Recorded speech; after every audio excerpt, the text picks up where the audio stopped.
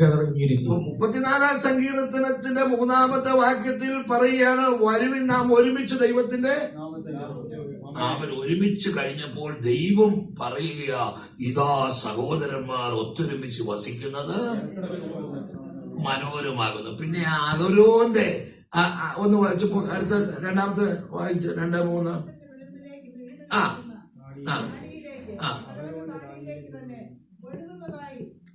ഇങ്ങനെയുള്ള സ്ഥലങ്ങളിൽ അഭിഷേകത്തിന് നിറവങ്ങ് വെളിപ്പെടുക. And in these places there is a filling of the Holy Spirit. ഇങ്ങനെ കൂടുന്നവരുടെ തലയിൽ ദൈവത്തിന്റെ അഭിഷേക തൈലം വീണ് കഴിയുമ്പോൾ അത് അവിടെ നിൽക്കുകയില്ല, അത് താഴോട്ടൊഴുകി പാദം വരെ വരിക എന്ന് പറഞ്ഞാൽ നിനക്ക് ശേഷം നിന്റെ തലമുറകളിലേക്കും ഈ അഭിഷേകത്തിന്റെ നിറവ് പകരുവാൻ ദൈവം ശക്തനാണ്. And for those that are gathered together, the anointing is poured over their head, but not just over yourselves.